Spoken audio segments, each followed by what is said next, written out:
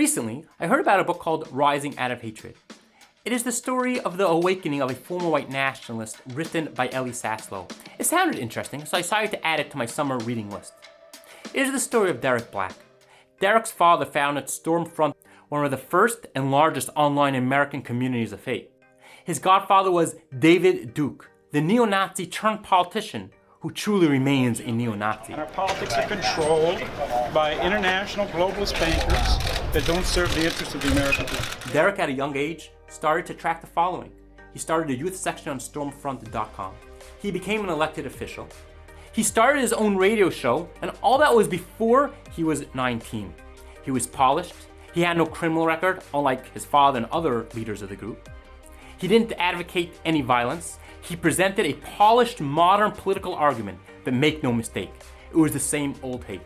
David Duke called him the heir. He was one to lead the white nationalist political movement in the modern times. Then he went off to college, New College of Florida, one of the preeminent liberal arts state colleges. He kept his true self a secret. He attended his classes.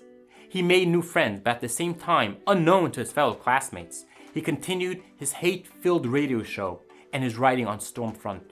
However, the secret was eventually uncovered. Via the students' online forum, Derek was exposed for what he was. As one expects on a modern-day college campus, he was vilified, he was cursed in person and online, he was spat upon, and he was public enemy number one, understandably, for what he was. He was a neo-Nazi.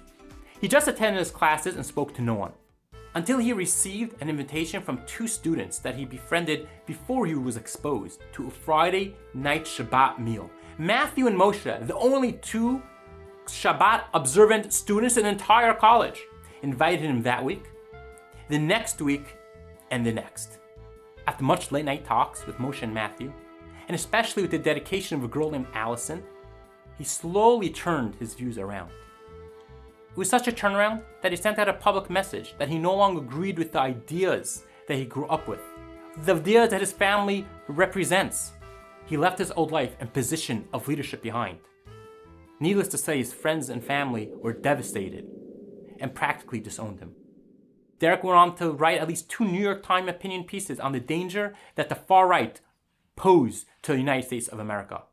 So from 2 students inviting the future leader of American neo-Nazis to a simple Friday night meal led to him eventually changing all his hate and all the views that he grew up with.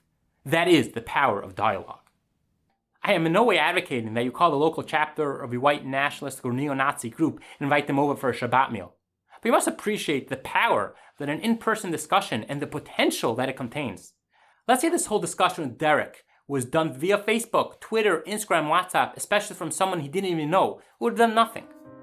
It was the in-person discussion with Matthew, Moshe, and especially Allison that changed his views. We are in a period of mourning for the destruction of our holy temple. As we understand, the main reason for the destruction was the baseless hatred that was rampant among us. If we just take time to talk to our fellow sisters and brothers, there's so much misunderstanding, anger, and even hatred that can be erased, just like it was erased from Derek.